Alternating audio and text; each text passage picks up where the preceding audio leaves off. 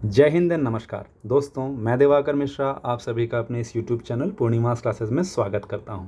दोस्तों, हमारी आज की क्लास का जो विषय है that is related to the Indian constitution, यानी कि भारत के संविधान से जुड़ा हुआ है। और यह विषय है फंडामेंटल ड्यूटीज़, यानी कि मौलिक कर्तव्य। हम सभी जानते हैं कि भारतीय संविधान के तहत हम भारतीयों को कुछ मौलिक अधिकार यानी कि फंडामेंटल राइट्स और कुछ मौलिक कर्तव्यों के बारे में बताया गया है, जिनका पालन करना भारतीय होते हुए हम सभी का कर्तव्य है। सो बेसिकली अगर इस चैनल का कंटेंट आपको अच्छा लगता है तो इस चैनल को सब्सक्राइब, लाइक और शेयर करना बिल्कुल ना भूलें। और साथ ही साथ बेल आइकन को ज़रूर प्रेस करें ताकि मेरे द्वारा बनाए हुए वीडियोस का नोटिफिकेशन आपको समय रहते जल्दी मिल सके।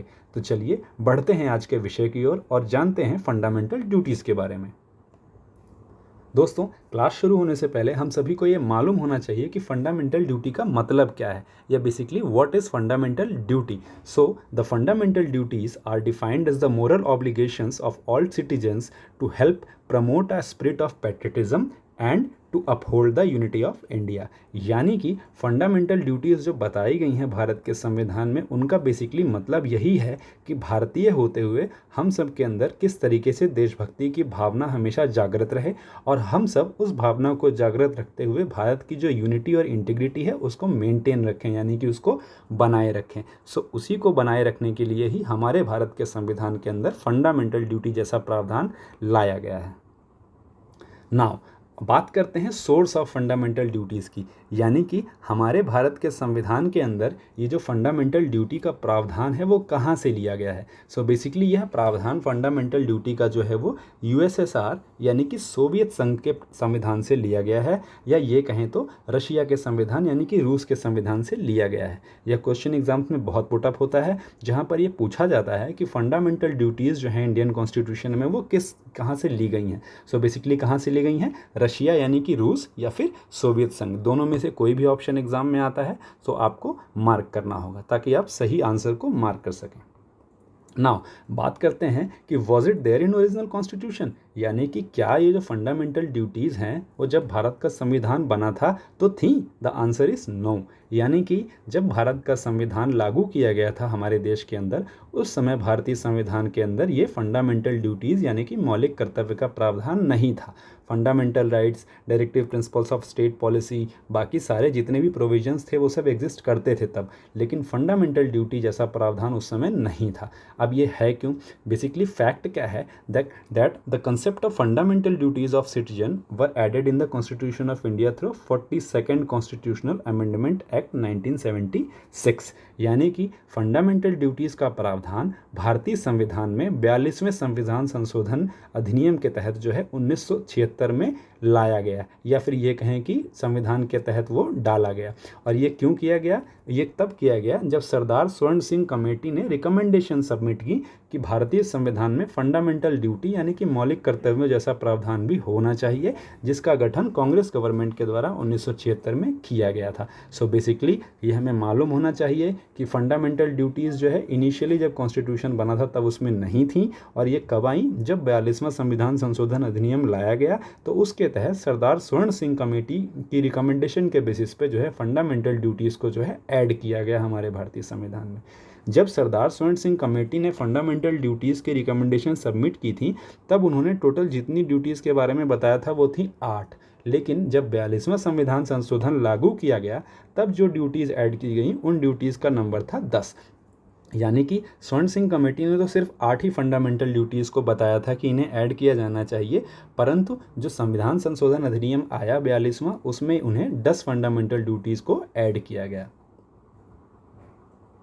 बात करते हैं वेयर इन द कॉन्स्टिट्यूशन, यानी कि ये फंडामेंटल ड्यूटीज़ भारत के संविधान में कहाँ लिखी हुई हैं या फिर किस पार्ट के तहत आती हैं। सो basically the fundamental duties in Indian constitution mentioned in part 4A, यानी कि भारतीय संविधान के भाग 4 का के तहत जो है वो फंडामेंटल ड्यूटीज़ मेंशन्ड हैं। और बेसिकली जो आर्टिकल इस पर डील करता है वो है आर्टिकल 51A। सो हम सभी को ये मालूम होना चाहिए कि भारतीय संविधान का भाग 4 का यानी कि part 4A deals with the fundamental duties provisions, और साथ ही साथ यह बताया गया है कि कौन से आर्टिकल में है, आर्टिकल 51A यानी कि 51A में ये मेंशन्ड है कि कौन कौन सी फंडामेंटल ड्यूटीज़ ऐसी हैं जिन्हें भारतीय नागरिक होते हुए हम सबको पालन करना चाहिए।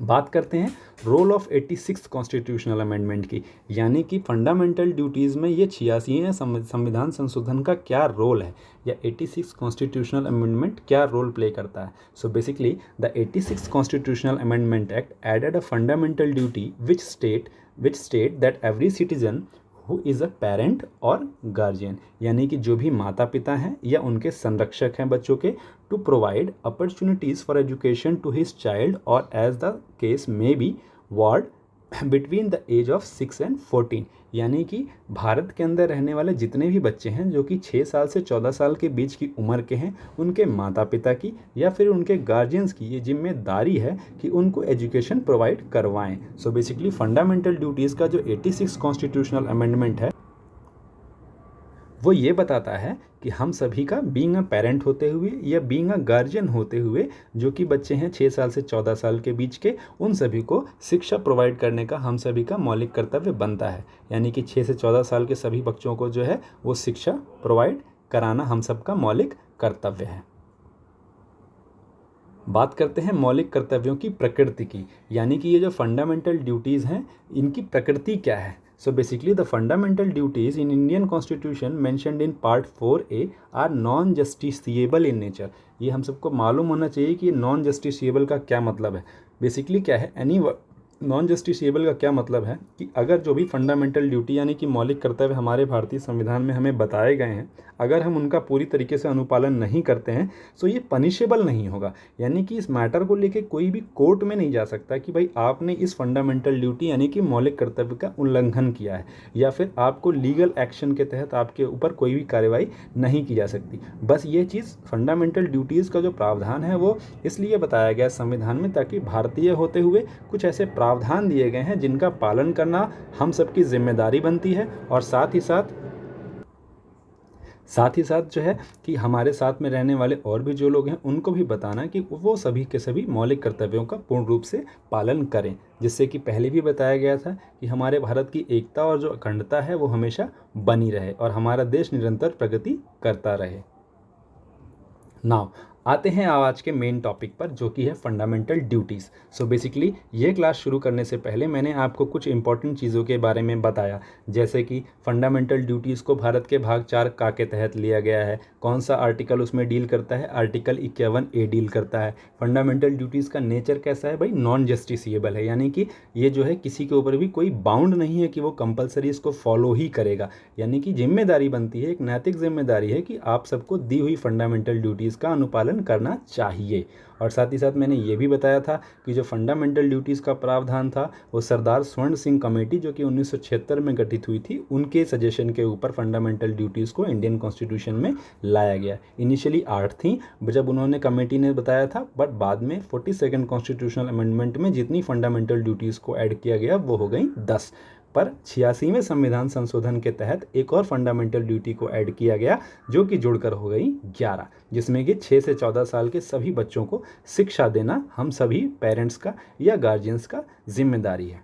सो बात करते हैं फंडामेंटल ड्यूटीज़ की। सबसे पहली फंडामेंटल ड्यूटी जो इंडियन कॉन्स्टिट्यूशन में दी हुई है वह है to abide by the constitution and respect its ideals and institutions, the national flag and the national anthem. यानी कि भारतीय होते हुए हम सभी की जिम्मेदारी बनती है कि हम सभी भारतीय संविधान यानी कि कॉन्स्टिट्यूशन का पालन करें और उसके आदर्शों और संस्थानों, राष्ट्रीय ध्वज या राष्ट्रगान का सम्मान करें। यानी कि हमारा जो नेशनल फ्लैग है, साथ ही साथ जो नेशनल एंथम है और इंडियन कॉन्स्टिट्यूशन, और साथ ही साथ जितने भी इंस्टीट्यूशंस हैं जो कि गवर्नमेंट ऑफ इंडिया के द्वारा इस्टेब्लिश किए हुए हैं, हम सबकी नैतिक जिम्मेदारी बनती है कि हम सभी जो है उसका सम्मान करें और उनकी दी हुई गाइडलाइंस का पालन करें। यह है आपकी पहली फंडामेंटल ड्यूटी।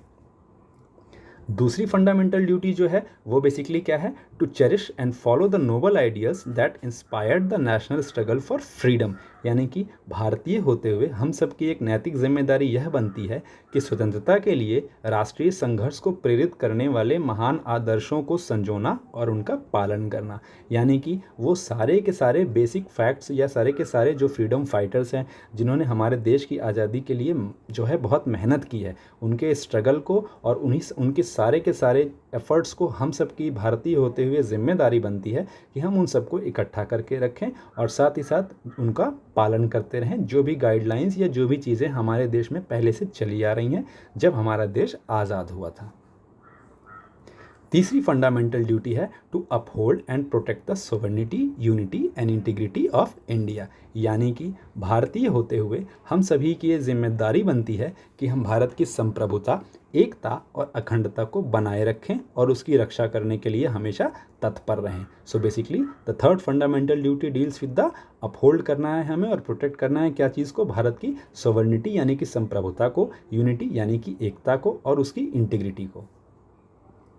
चौथी जो फंडामेंटल ड्यूटी है वो है to defend the country and render national service when called upon to do so. यानी कि भारतीय होते हुए हम सबकी जिम्मेदारी बनती है कि हम देश की रक्षा करें और ऐसा करने के लिए हमें जब भी देश की सरकार या कोई भी ऐसा प्रतिनिधि जो कि उस जगह पर बैठा हो और वो इस चीज़ के लिए जो है ऑथोराइज्ड हो, अगर वो ऐसा कहता है तो हम सबकी भारतीय होते हुए जिम्मेदारी बनती है कि हम अपने देश की रक्षा के लिए और बुलाए जाने पर उस देश को राष्ट्र सेवा प्रदान करने के लिए हमेशा तैयार रहें।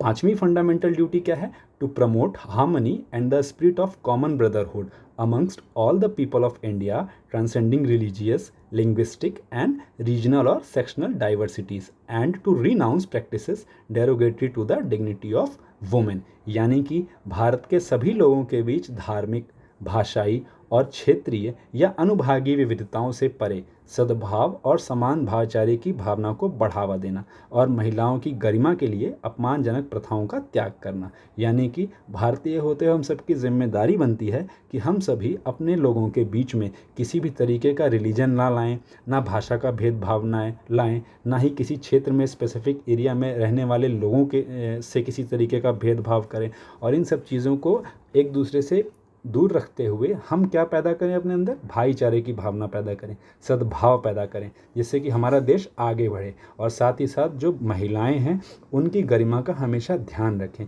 कुछ भी ऐसा कोई भी ऐसी चीज़ ना करें जिससे महिलाओं की गरिमा को ठेस पहुँचे।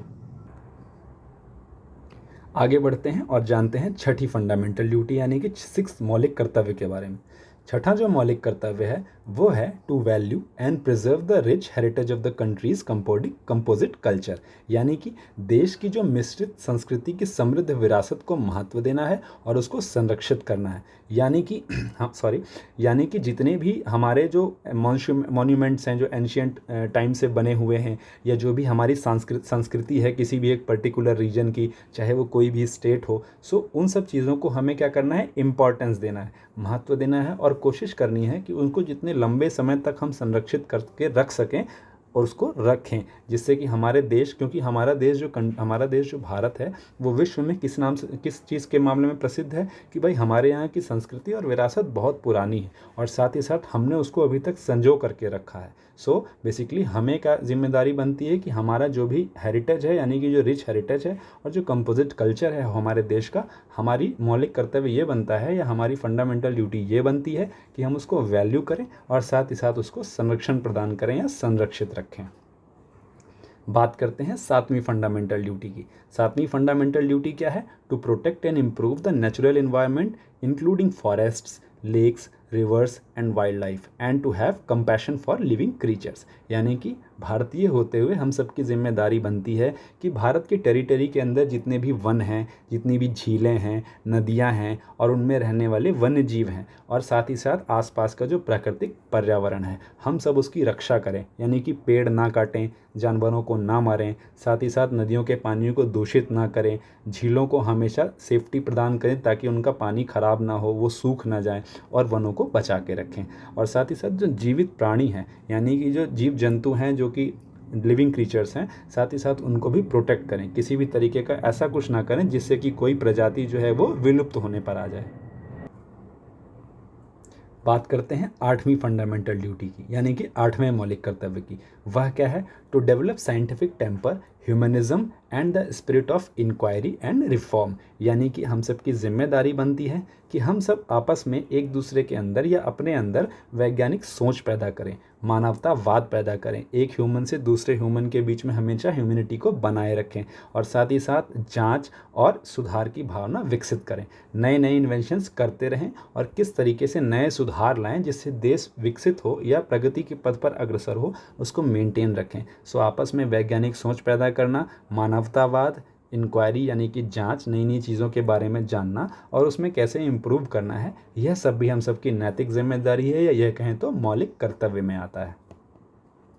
अब बात होती है नवे मौलिक कर्तव्य की। नवा मौलिक कर्तव्य जो है वह है to safeguard public property and to abjure violence, यानी कि जो सार्वजनिक संपत्ति है हम सबकी जिम्मेदारी बनती है कि उसकी रक्षा करें और हिंसा से दूर रहें। यानी कि आसपास में रहने वाले लोगों या किसी एक पर्टिकुलर मुद्दे को लेकर के जो है कोई ऐसा अहिंसा का माहौल ना पैदा करें, जो है घर ना जलाएं, गाड़ियां ना जलाएं या कुछ भी ऐसा काम ना करें जिससे सार्वजनिक संपत्ति को नुकसान हो, क्योंकि अल्टीमेटली लॉस किसका होता है? लॉस हम पब्लिक का ही होगा। सो इन सब चीज़ों से दूर रहना भी जो है वो मौलिक कर्तव्य में बताया गया है। बात करते हैं 10वें मौलिक कर्तव्य की।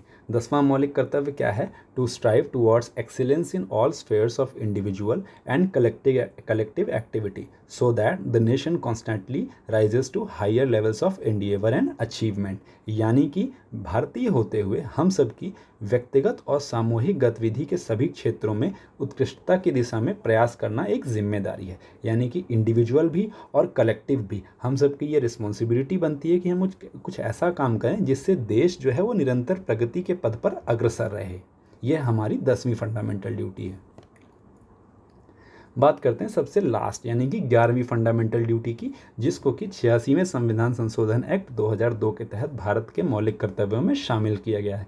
मैंने पहले भी आपको बताया था कि इनिशियली 10 थी और बाद में 86वें संविधान संशोधन के तहत जो है, जो कि 2002 में आया, उसके तहत 11वीं फंडामेंटल ड्यूटी को जो है वो डाला गया, जिसमें कि ये बताया गया है कि जो भी पेरेंट्स हैं या जो भी गार्जियंस हैं उन सबकी ये जिम्मेदारी बनती है कि 6 से 14 वर्ष की आयु के बीच में अपने बच्चे हों या जिसके संरक्षण में किसी के, उसकी ये जिम्मेदारी बनती है कि वह उनको शिक्षा का अवसर जरूर प्रदान करे। सो बेसिकली यह पूरी की पूरी 11 फंडामेंटल ड्यूटीज़ थी जिनके बारे में मैंने आपको आज की क्लास के दौरान अवगत कराया।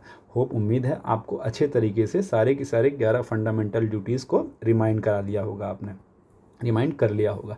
चलिए जानते हैं कि हमें पता क्या होना चाहिए। यानी कि यह एक ऐसा फैक्ट है जो हम सबको पता होना बहुत ज़रूरी है।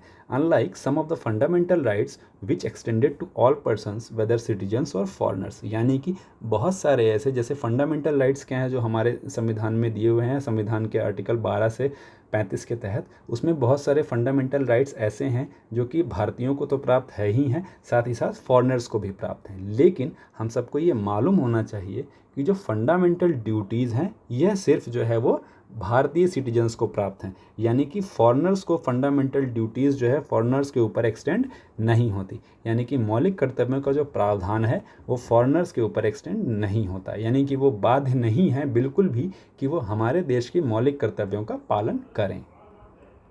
इसकी जानकारी आप सभी को होना ज़रूरी चाहिए कि फंडामेंटल ड्यूटीज़ जो है वह बाउंड नहीं है किसी भी फॉरेनर पे। फैक्ट बात करते हैं कुछ वर्मा कमेटी के बारे में। वर्मा कमेटी बेसिकली क्या है, मूल कर्तव्यों से ही रिलेटेड थी, जो कि 1999 में आई थी। तो जस्टिस वर्मा के ऊपर जो विभाग यानी कि कमेटी जस्टिस वर्मा की अध्यक्षता में जो बनाई गई थी, उसमें जस्टिस वर्मा ने कुछ ऐसे फैक्ट्स रखे थे और उन्होंने बताया था, जैसा कि मैंने आपको पहले भी बताया था कि यह नॉन जस्टिसिएबल है फंडामेंटल ड्यूटी, यानी कि इसको लेकर इन मैटर्स को आप कोर्ट में नहीं जा सकते, आप लीगली बाउंड नहीं हैं इनको फॉलोअप करने के लिए। पर फिर भी जस्टिस वर्मा कमेटी ने बताया था कि कुछ ऐसे भारत के अंदर नियम कानून है जिसके तहत फंडामेंटल ड्यूटीज़ को करना तो आपकी जिम्मेदारी नहीं है कंपलसरी कि आपको उनको फॉलोअप ही करना है, पर कई सारे ऐसे नियम कानून भारत के संविधान में बनाए गए हैं या भारतीय दंड संहिता में डाले गए हैं जिसके तहत हम बाउंड हैं कि हमें फॉलोअप करना ही चाहिए। जैसे कि नेशनल ऑनर एक्ट 1971, जिसमें कि बताया गया है कि भारत देश के जितने भी, जैसे हमारा संविधान है, हमारा नेशनल फ्लैग है या फिर और भी सारी नेशनल इंपॉर्टेंस की चीज़ें हैं, उनको जो है संरक्षित रखना है। उस पे ऊपर हम कुछ भी ऐसा नहीं कर सकते जिससे कि उसका अपमान हो जाए। साथ ही साथ वाइल्ड लाइफ प्रोटेक्शन एक्ट 1972 आया जिसके तहत जानवरों को मार नहीं सकते, जानवरों को जो है इधर से उधर उनका व्यापार या व्यवसाय नहीं कर सकते। सो वाइल्ड लाइफ प्रोटेक्शन एक्ट के तहत जो है जानवरों को सुरक्षा प्रदान कर दी गई है। सो ऑटोमेटिकली ये हमारा मौलिक कर्तव्य जो है वो हमें पालन करना ही चाहिए।